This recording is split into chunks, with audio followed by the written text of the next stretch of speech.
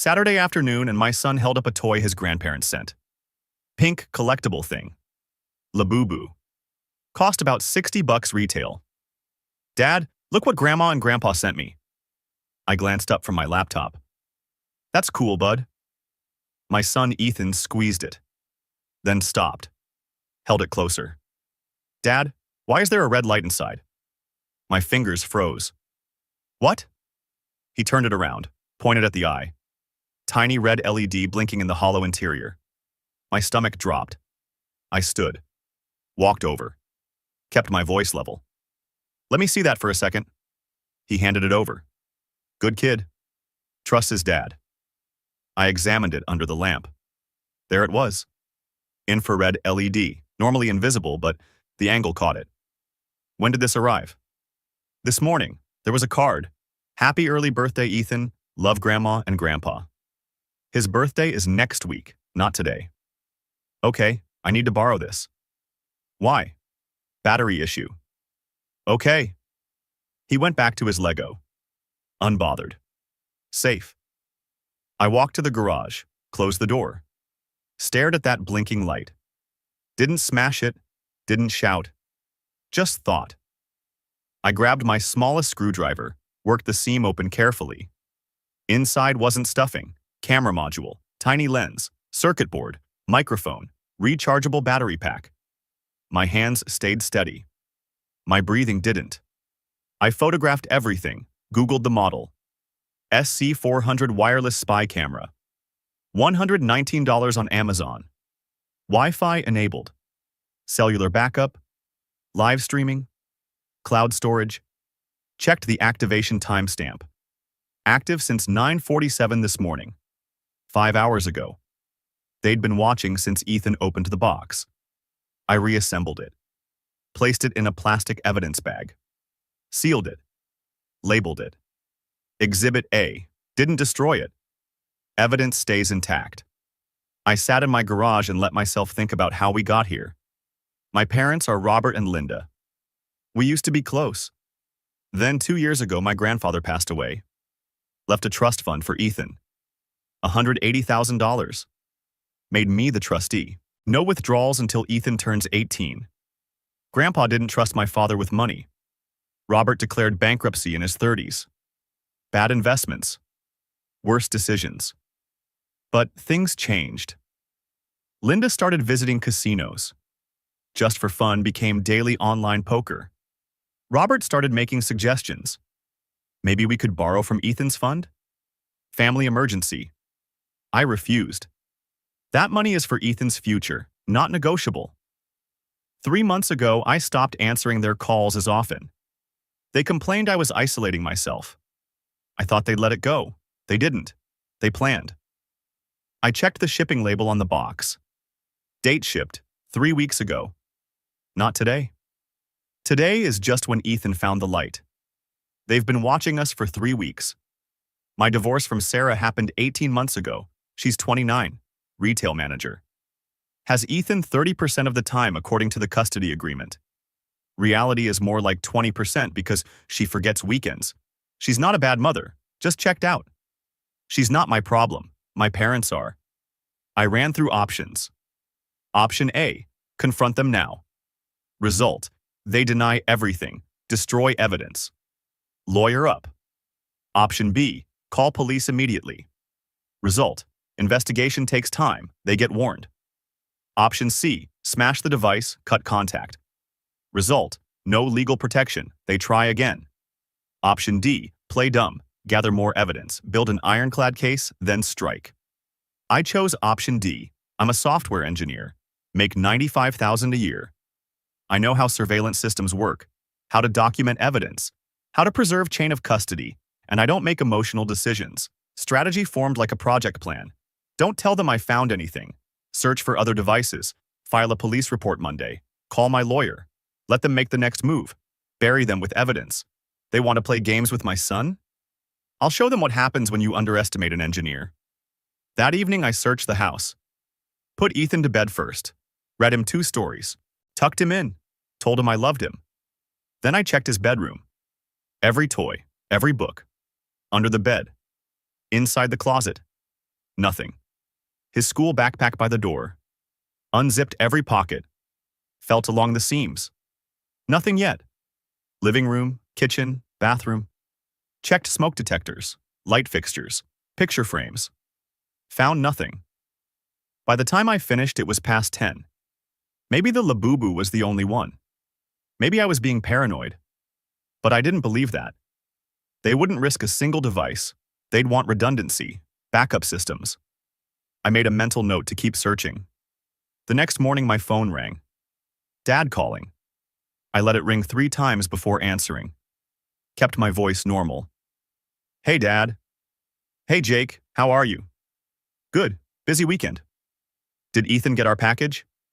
Yeah, he loved it. Pause. That's great. He's playing with it? Yeah, carries it everywhere. Lie. It's sealed in an evidence bag. But he doesn't need to know that. Good, good. Listen, maybe we could stop by this week. See Ethan? I'll check my schedule. His tone shifted. Edge crept in. You've been saying that for months, Jake. I know. Work's been crazy. We're family. We shouldn't need an appointment. I'll text you, he sighed. All right, talk soon. Call ended. Ethan walked in. Was that Grandpa? Yeah. Can we see them? My chest tightened. Maybe soon, bud. Okay. He shrugged. Went back to playing. They were fishing. Wondering if I'd found the device. I didn't give them anything. Monday morning, I dropped Ethan at school, drove 20 minutes to the police station, brought the evidence bag, printed photos, shipping receipt with my father's name on it. Asked for someone in cybercrimes. Detective Morrison came out. Older woman, gray hair, 15 years on the force. Calm professional. I sat across from her desk. Kept it factual. My parents sent my 8-year-old son a toy 3 weeks ago. I discovered Saturday it contains a hidden camera and microphone. I have photos. I need to file a report. She examined the toy through the plastic. Her jaw tightened. Mr. Barrett, you did the right thing by not tampering with it. What happens now? We'll send this to forensics. They'll extract any stored footage, check for cloud connections, trace the purchase. 3 to 5 business days. And if there's footage of my son? Then we have a felony. Colorado Revised Statutes 18-9-304.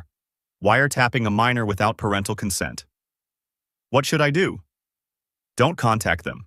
Don't tell them you know. Let us build the case. They called me yesterday. Asked if my son liked the toy. Her eyebrow raised. What did you say? I said he loved it. Good. Keep it that way. She gave me a case number, evidence receipt, her card. I left with documentation, official record, first piece of leverage. From the parking lot, I called Marcus Chen, my divorce attorney, sharp, doesn't waste time. Marcus, I need to see you, today. He heard my tone. 11 work? I'll be there. 2 hours later, I sat in his office explaining how my parents had spent 3 weeks spying on my son. Marcus took notes. When I finished, he looked up. They're going to try for custody. I already knew. The camera wasn't about watching Ethan.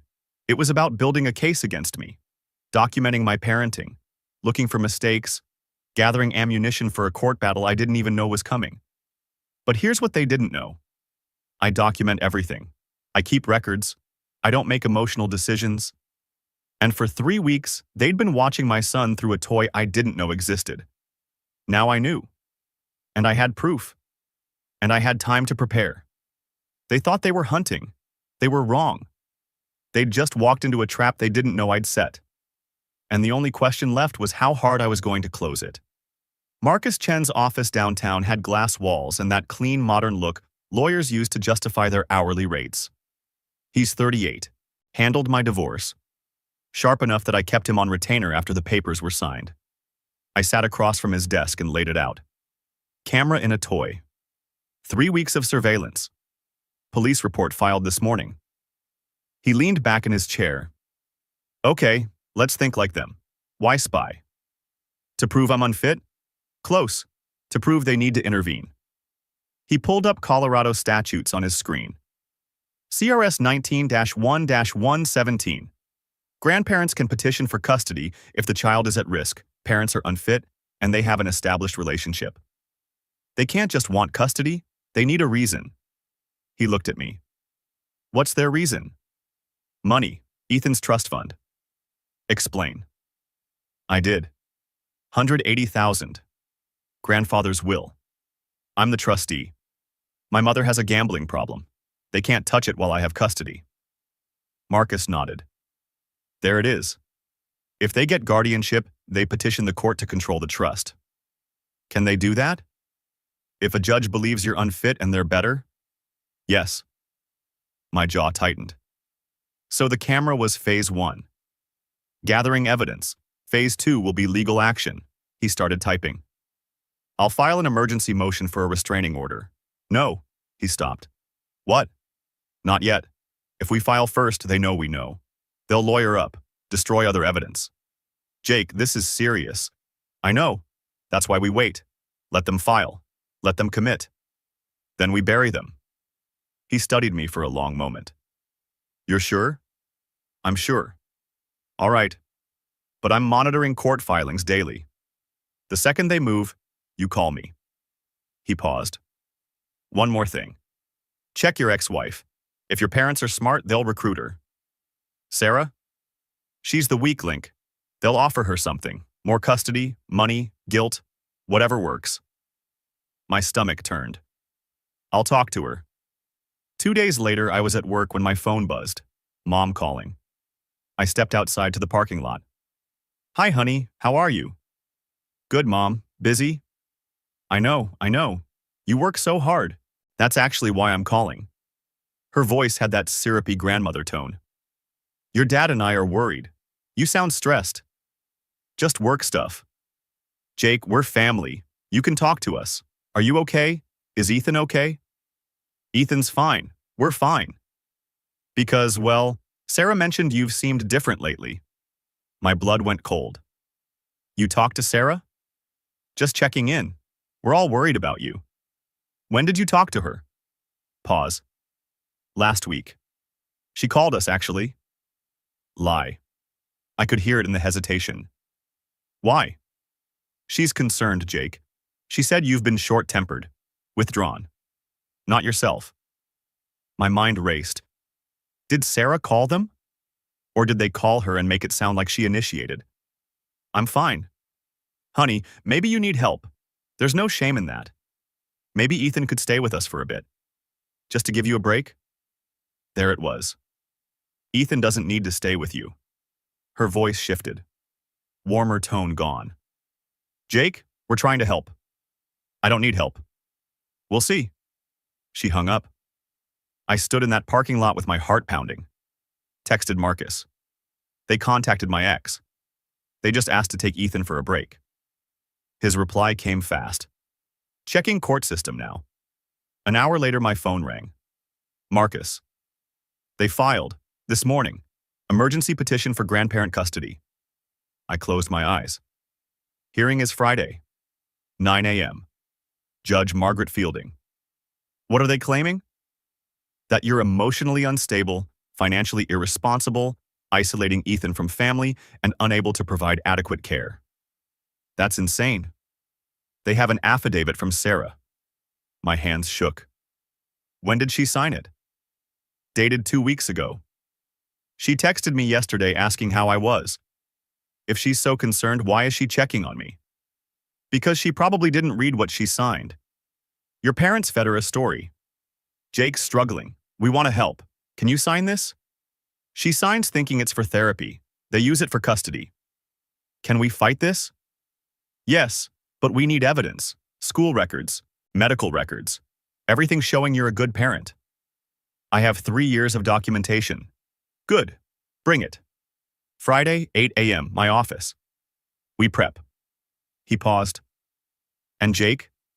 The camera evidence. That's our nuke. We save it for the hearing. That evening, I picked up Ethan from school. He talked the whole drive home. Math test, recess, friend's birthday party coming up. I barely heard him. We got home. He dropped his backpack by the door and ran to play. I stared at that backpack. Marcus said check for more devices. I'd searched it Saturday, found nothing. But that was before I knew what I was looking for.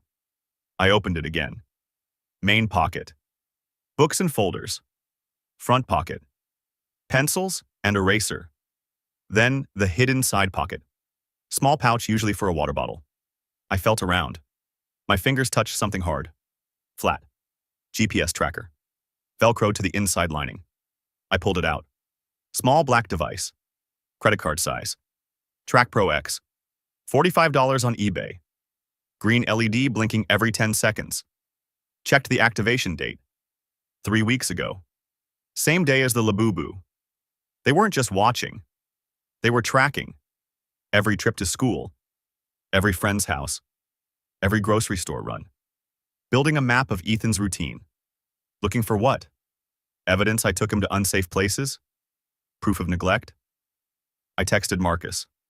Found second device. GPS tracker in Ethan's backpack. Same timeline. His reply, don't remove it. Photograph it in place. Then bag it. I did. Photographed it exactly where I found it. Then sealed it in an evidence bag. Placed both bags in my locked filing cabinet. 2 counts of illegal surveillance. The next morning I called Sarah before she left for work. Hello? Groggy voice. Why did you sign an affidavit saying I'm unfit? What? My parents filed for custody. You signed a statement saying I'm unstable. She woke up fast. Jake, I didn't. It's dated 2 weeks ago. Your signature. They told me it was for therapy. They said you were struggling and needed support, and the form was to get you counseling through their insurance. It wasn't. It was for a custody battle. Her voice broke. Oh my God. Did you even read it? I skimmed it. They were standing right there. Linda was crying, saying you wouldn't answer their calls. She was so worried. They played you. Jake, I'm sorry. I didn't know. You need to withdraw it. How? Call my lawyer, Marcus Chen. He'll file an amendment. You say you were misled. Okay, I'll do it today. And Sarah? Don't talk to my parents again. I won't, I swear. I hung up. Didn't feel better. Damage was done. Even if Sarah recants, the judge will see she signed something. That afternoon, Detective Morrison called. Mr. Barrett, forensics finished. My heart pounded. And? Camera stored 67 hours of footage, cloud-enabled, linked to email account r.barrett.1965@gmail.com. That's my dad's email. Footage shows your son's bedroom, hallway, parts of living room, clips of you putting your son to bed, reading to him, normal parenting. So they found nothing. Correct, which tells me they were looking for something. She paused. GPS tracker shows 3 weeks of location data. School, home, grocery store, friend's house, nothing irregular. What happens now? I'm recommending the DA file charges. 2 counts wiretapping a minor. 1 count illegal GPS tracking. When? After your hearing Friday. Judge will want to see this evidence. We'll wait for the court order, then arrest. They'll be arrested? If the judge issues a warrant based on the evidence, yes. I exhaled. Thank you, Detective. That night, I realized something. Tuesday evening before all this blew up, my mother had called asking to come over for dinner. I'd agreed. Thought it was an olive branch. Wednesday night, they'd shown up with wine and casserole and warm smiles. Linda hugged me. Robert asked where Ethan was. Sleep over at a friend's house? Lie. He was at Sarah's for her custody night. Linda's face flickered. Disappointment. We ate, small talk, weather, work. Linda's book club. Then the script changed. Jake, we've been thinking. About? You've been under a lot of stress. Divorce, single parenting, work. I'm managing. Are you? Because we see how hard you're working. It's admirable. But maybe too hard? What do you mean? Robert leaned forward. Ethan needs stability. He needs family around. He has me. Of course, but Jake, you're one person. And that trust fund your grandfather left? My spine straightened. What about it? That money could be used now. For Ethan. Better schools, activities, opportunities. It's for college, Linda smiled. That cold smile. But if he stayed with us more, we could— He's not staying with you, Robert's tone hardened. Jake, we're not asking. Silence. Linda kept going. We've already talked to Sarah. She agrees. Agrees to what? That maybe a change is needed. I stood. I think you should go. Jake. Now. They left. I'd recorded the entire conversation.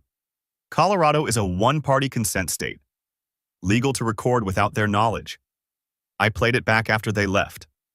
Every word. That trust fund could be used now. We've already talked to Sarah. We're not asking. Evidence of premeditation. Thursday night, I sat at my kitchen table with my laptop open. Documents organized in folders. Police report. Forensic analysis showing 67 hours of footage. Photos of both devices. Purchase records with my father's Amazon account. Recording of Wednesday's dinner. Bank statements showing my stable income of $95,000 a year. Ethan's school records. Perfect attendance. Good grades. Happy, well-adjusted kid. Medical records. Regular checkups. Vaccinations current.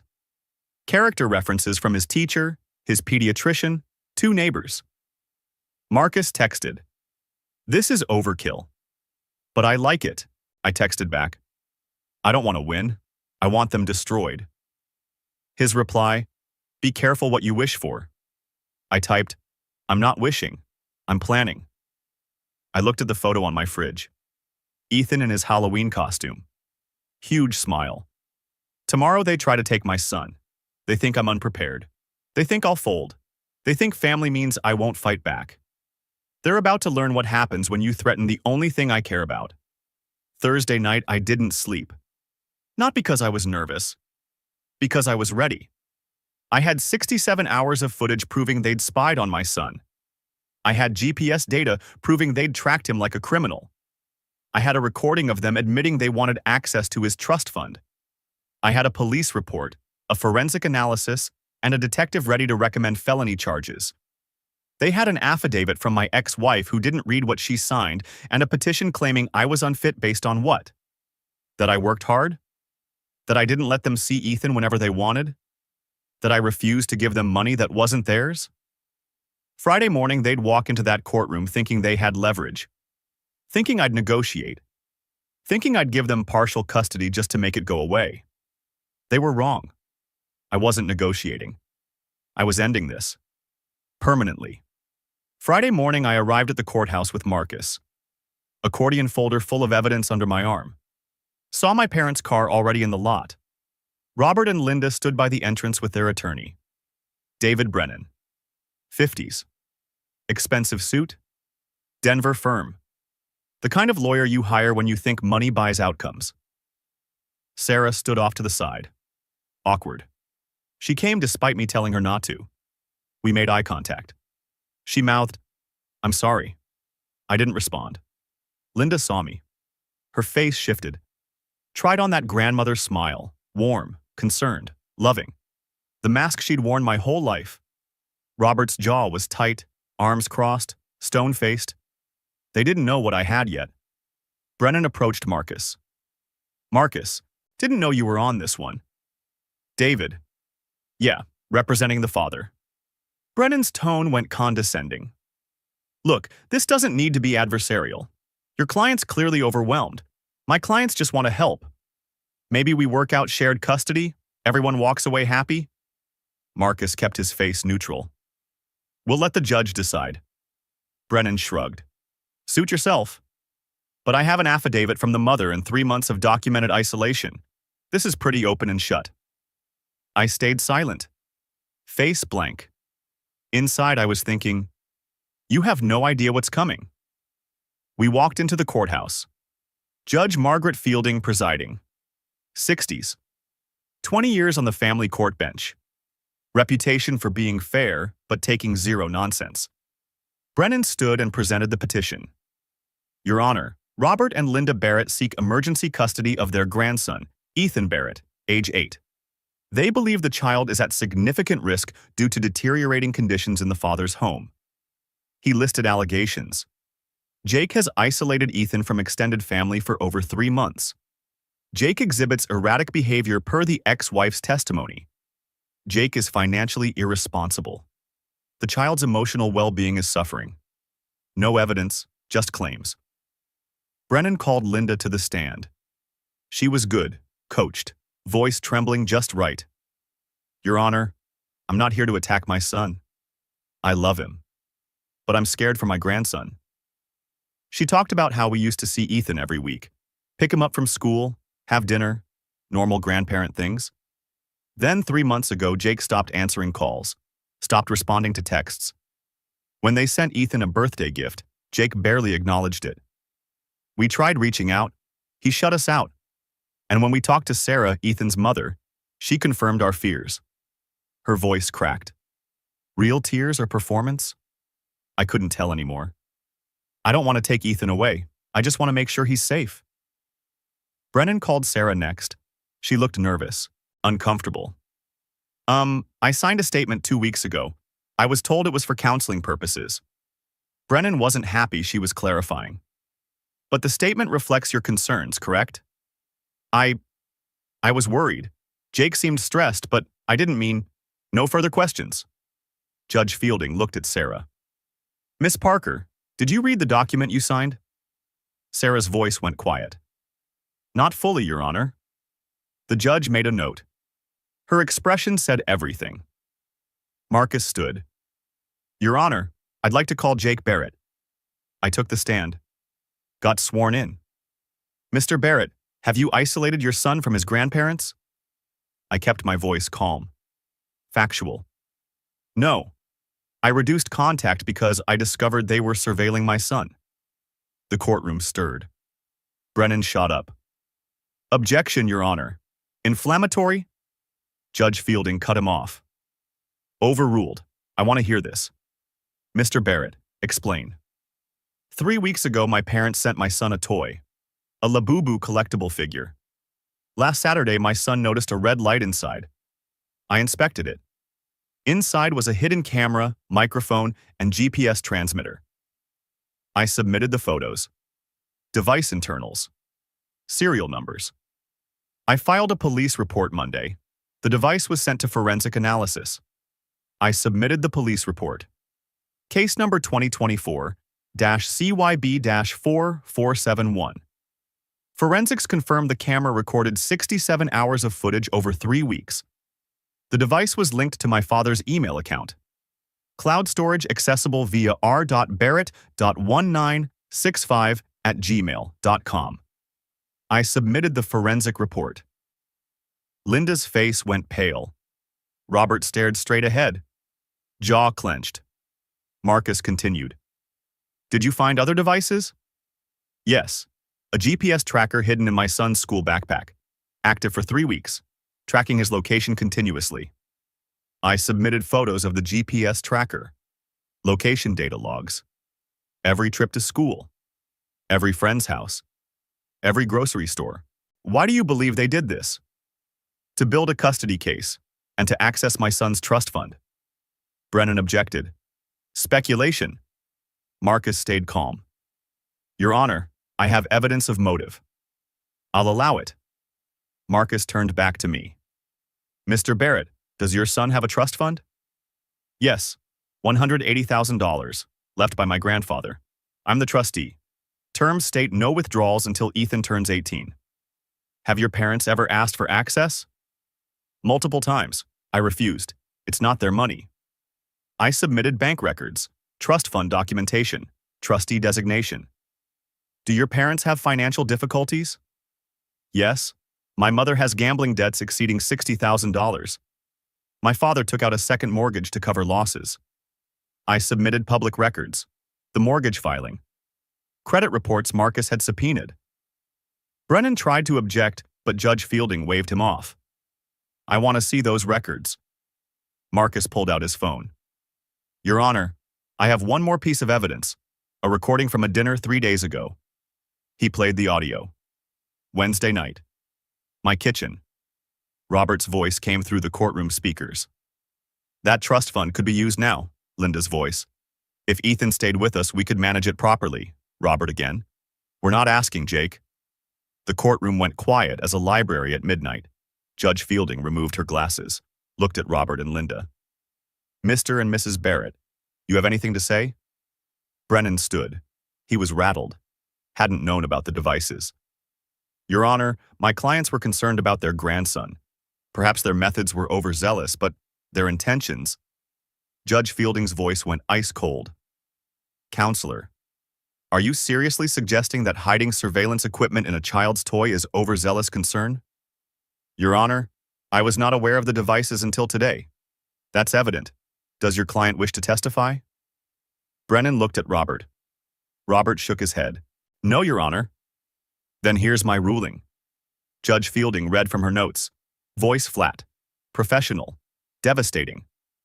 I have reviewed the evidence. This petition is not only denied, it is disturbing. Mr. and Mrs. Barrett, you have admitted via recorded conversation that your interest in custody is financial. You have surveilled a minor child without parental consent. You have misrepresented your intentions to the child's mother to obtain a false affidavit. I am issuing a temporary restraining order effective immediately. You are prohibited from contact with Ethan Barrett. No calls, no texts, no gifts, no appearances at his school or home. Violation of this order will result in immediate arrest. Furthermore, I am referring this case to the District Attorney's Office for criminal investigation. Linda started crying. Real tears now. Not performance. Robert sat frozen. The judge continued. Miss Parker, your custody is reduced to supervised visitation only. 2 hours per month pending review in 6 months. You signed a legal document without reading it. That shows poor judgment. Sarah's face crumpled. She didn't argue. Judge Fielding looked at me. Mr. Barrett, you have full legal and physical custody, sole decision-making authority. I am also ordering that the trust fund remain under your exclusive control with no co-trustee allowed. This hearing is adjourned. The gavel fell. The bailiff handed Robert and Linda their restraining order paperwork. They didn't look at me. Marcus leaned over. You just won, completely. I didn't feel victorious. Just tired. In the hallway, my parents stood with Brennan. Linda sobbing, leaning against the wall. Robert red-faced, arguing. You said this would work. Brennan's voice stayed professional but firm. I didn't know about the surveillance devices, Robert. You didn't tell me. We did what we had to. You broke the law. I can't represent you anymore.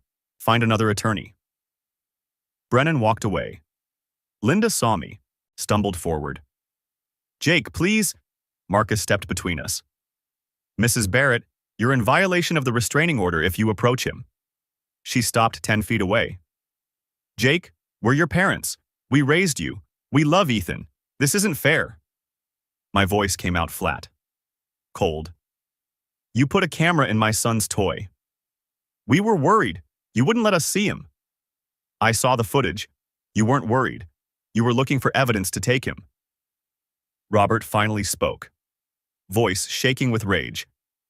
That money was your grandfather's. It should be family money, not locked away. It's not your money. It never was. You ungrateful, Marcus cut in. Mr. Barrett, walk away, now. A security guard approached, saw the confrontation building. Robert grabbed Linda's arm. Come on. They left. Linda looking back over her shoulder. Still crying. Robert's face stone. I watched them go. Marcus touched my shoulder. You okay? Yeah. Detective Morrison is outside. She wants to talk to you. Detective Morrison waited on the courthouse steps. Mr. Barrett, I heard. Judge referred the case to the DA. What happens now? DA will review the evidence. Given what the judge said in court, I expect charges filed by Monday. And then? Arrest warrants issued. Your parents will be brought in, arraigned, given bail terms. Will they go to jail? Depends on the judge at arraignment. First offense, they're older, probably bail or release on recognizance, but they'll have criminal records, probation. I nodded. The restraining order is in effect. If they contact you or Ethan, call 911 immediately. I will. She left. Marcus turned to me. Go home. Pick up Ethan, hug your kid. You're done. Doesn't feel done. It will. I drove to Sarah's apartment. She opened the door, eyes red from crying. Jake, I'm so sorry. I know. I should have read it. I should have called you. They made it sound like, I know. Can I still see him? Supervised visits, 2 hours a month. Judge's order. She started crying again. I ruined everything. You trusted the wrong people, but you can fix this. Show up to the visits. Be consistent. In 6 months, we can petition for more. Her voice went hopeful. Really? If you prove you're serious? Yeah. Ethan ran out. Dad, I scooped him up. Hey, bud. Did you finish your work thing?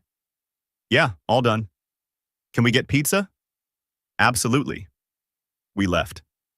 Ethan had no idea what just happened, and I wanted to keep it that way as long as possible. The pizza place had arcade games in back. I gave Ethan a handful of quarters. He ran off.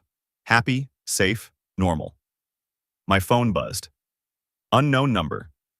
Hello, Detective Morrison. Mr. Barrett. DA expedited the charges. Arrest warrants just issued. Team is executing now. Now? I thought Monday. Judge wanted it done today. Told the DA to move fast. Where are your parents right now? I don't know. Home, probably? We have units en route to their address. Just wanted you to know. She hung up. My parents lived 10 minutes away. Ethan was playing. Happy, distracted. I made a decision. Hey, bud, we gotta make a quick stop before pizza. Aw, but I was winning. We'll come back, I promise. I drove to their neighborhood. Parked one street over. Could see their house from the corner. Why are we here? I need to check something. Stay in the car. Watch a video on my phone. I handed him my phone with YouTube already open. Okay? Unbothered. Safe? I walked to the corner. 2 police cars sat in my parents' driveway. Lights off. Professional. Not dramatic. Officers at the door. Detective Morrison in 2 uniforms. The door opened. Robert. Detective Morrison showed the warrant. Robert's face went white. Robert Barrett, you're under arrest for illegal surveillance of a minor. Handcuffs clicked. Linda appeared in the doorway, screaming, No, no, please. The second officer moved forward. Linda Barrett, you're also under arrest. Both of them in handcuffs, led to separate police cars. Linda sobbing, looking back at the house. Robert stone-faced. Head down. Neighbors watching from windows. From front yards. I stood on that corner 50 yards away. Watched my parents placed in the back seats of police cars. Felt nothing. Not satisfaction, not guilt. Just closure. I walked back to my car. Ethan looked up from the video. Done? Yeah, done. Can we get pizza now? I smiled, small but real. Yeah, bud, we can get pizza now. I watched the police cars drive away with my parents in the back seats. Watched the neighbors whisper and point. Watched my childhood home, the place I grew up, become a crime scene. Ethan was in my car playing games on my phone, humming to himself, completely unaware that his grandparents had just been arrested for spying on him. I could have felt something. Guilt, maybe. Regret. But I didn't. Because for 3 weeks they'd watched my son through a hidden camera. They'd tracked his location like he was a stolen car. They'd lied to his mother, filed false legal documents, and tried to take him from me so they could gamble away his future. And when I caught them, they didn't apologize. They got angry. So no, I didn't feel guilty watching them get arrested. I felt relieved, because it meant my son was safe. And that was the only thing that mattered. 2 months after the arrest, life got quiet. January mornings in my kitchen. Ethan eating cereal. Talking about his school project on the solar system. I made coffee, checked emails. Normal, boring routine. His birthday had come and gone in December. Kept it small. Just us and 2 friends. No party. No extended family drama. Dad, can Tommy come over after school? Sure. Can we order Chinese food? If Tommy's parents say it's okay. Yay. He ran off to brush his teeth. I stood there with my coffee thinking about how quiet everything had become.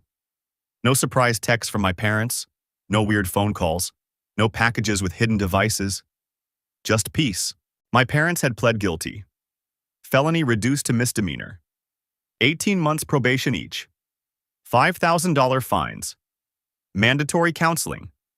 No jail time because it was their first offense and they were older. Prosecutor accepted the plea to avoid trial. Restraining order extended to 5 years. Sarah had supervised visits. Once a month. 2 hours. Community center with a monitor present. She'd attended both so far. Progress. The trust fund got additional protections. Irrevocable trustee status. No co-trustees allowed. Distribution limits until Ethan turns 18. Extended family had mixed reactions. Some supportive. Some angry. Some silent. This is what winning feels like. Not dramatic. Just quiet. 4 months later, my phone rang at work. School calling. Friday afternoon. My stomach dropped before I even answered. Mr. Barrett, we have a situation. Principal Rodriguez. Calm but serious. What happened? Is Ethan okay? He's fine. He's in my office. But your mother attempted to pick him up. My blood went cold. What? She came to the front office half an hour ago. Said she was here to pick up Ethan for a dentist appointment. Ethan's teacher had her on the pickup list from before, so the secretary almost released him. My heart pounded. But you didn't? No. I remembered the restraining order you filed with us in November. I came down immediately. Told your mother she couldn't take him. She became upset. Where is she now? I asked her to leave. She refused. She's in the parking lot. I've called the police. I'm on my way. Don't let Ethan outside. Already done. He's safe. I grabbed my keys, ran to my car. 10-minute drive that felt like an hour. Pulled into the school parking lot. Saw a police car. Linda's car. Linda in handcuffs being placed in the back seat. An officer talking to Principal Rodriguez. I ran inside, straight to the principal's office. Ethan sat in a chair looking confused. Dad? I knelt down, hugged him tight. You okay, bud? Yeah, but Grandma was here. She said she was taking me to get ice cream. Did you go with her? No. Principal Rodriguez said I had to stay. Why did the police take Grandma? I chose my words carefully. Because she wasn't supposed to be here. Why not?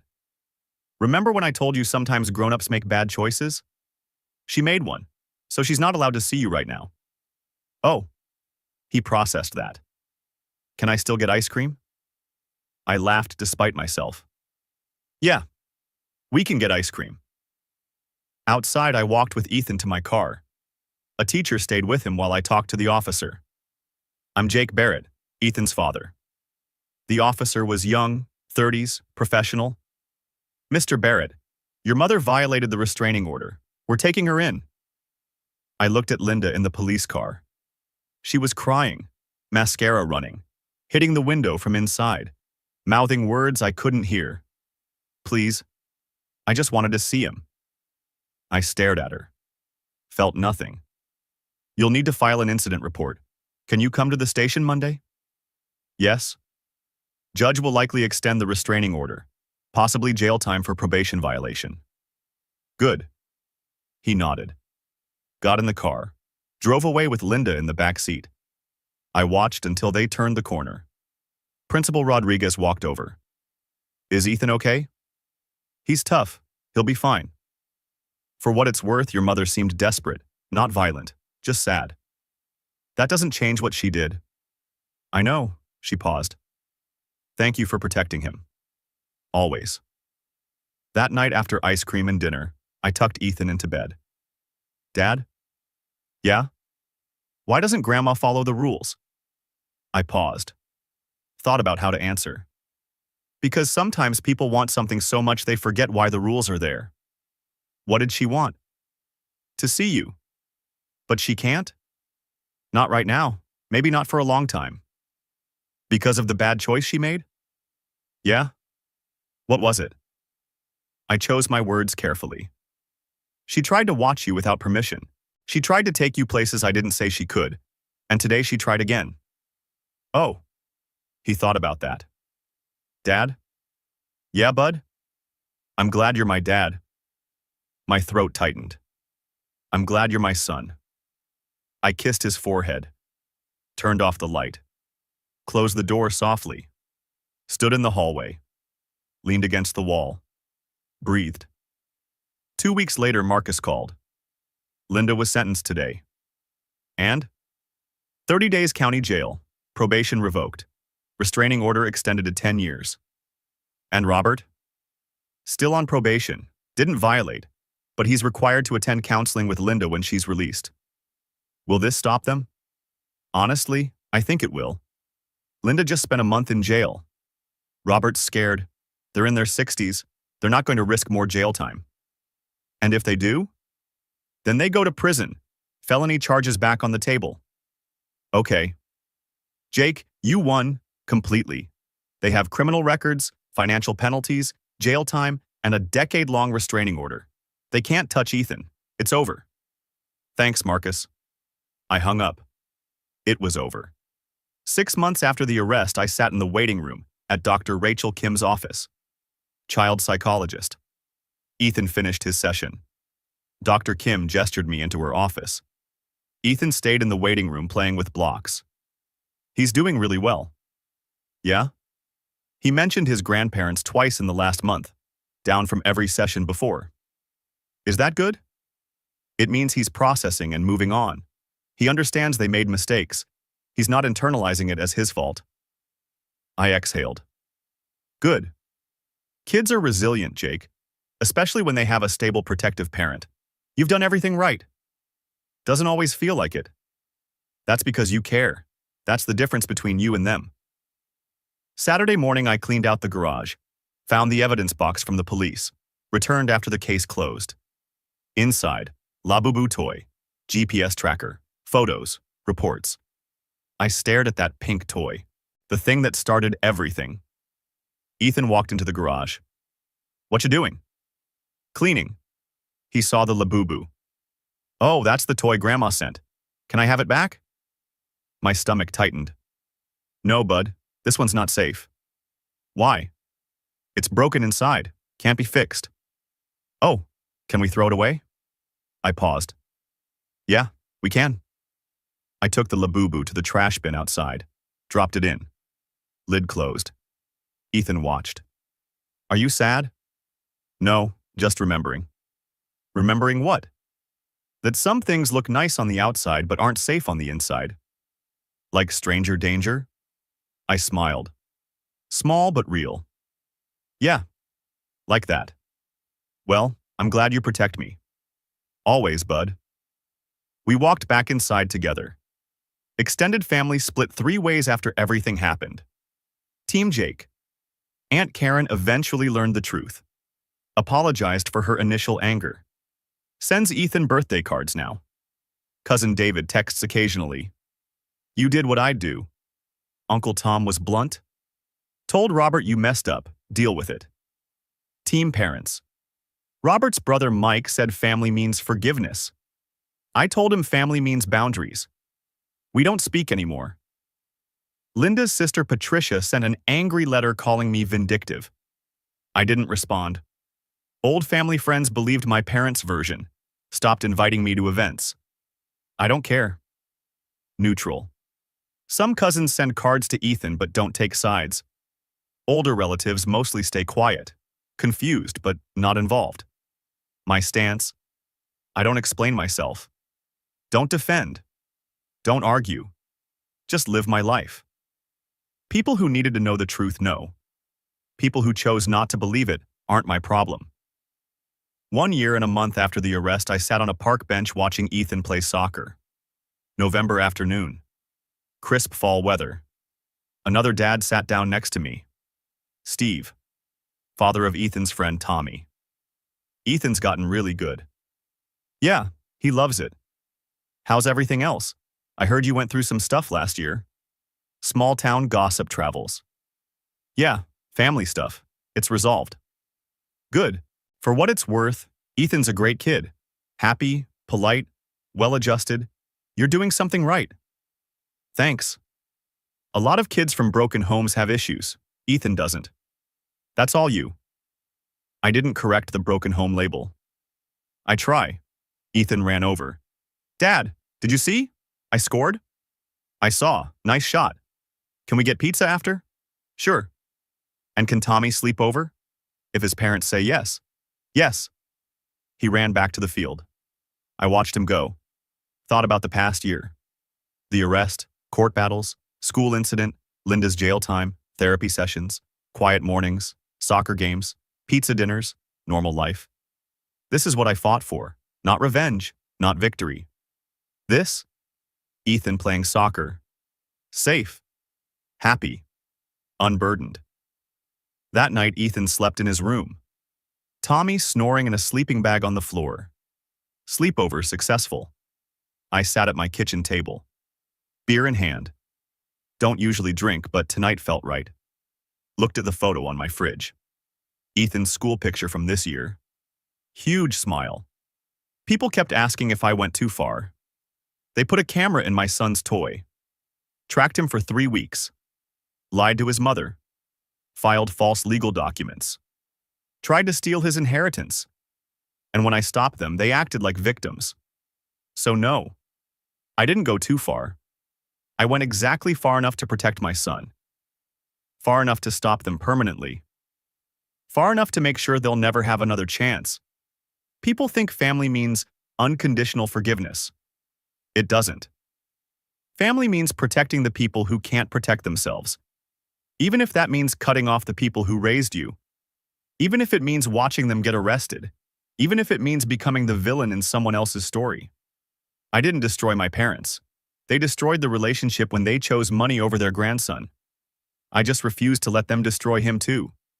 And I'd do it all again. Every police report. Every court hearing. Every confrontation. Because at the end of the day, Ethan is safe. His future is secure. And he doesn't flinch when someone hands him a gift. That's not going too far. That's being a father. A month ago, Ethan asked if he'd ever see Grandma and Grandpa again. I told him I didn't know. He thought about it. Shrugged. Went back to building his Lego Death Star. He's 9 now. Taller, smarter, happier. He doesn't ask about them anymore. Doesn't wonder why they stopped visiting. He's moved on. And maybe that's the real lesson. Kids are resilient when the adults in their lives are honest and protective. They adapt when you shield them instead of using them. They heal when you stop letting toxic people disguise harm as love. The trust fund is still intact. $192,000 now with interest and growth. Sitting exactly where it belongs. In Ethan's future. Not funding my mother's poker addiction. Not bailing out my father's bad decisions. Waiting for the day Ethan turns 18 and decides what to do with it. College maybe, a house, a business. His choice. Not theirs. Not even mine really. Just his. People still ask if I went too far. Neighbors whisper at the grocery store. Extended family stopped inviting me to reunions. I'm the son who had his parents arrested. The man who broke the family. Fine. I'll be that. Because I'm also the father who protected his son when no one else would.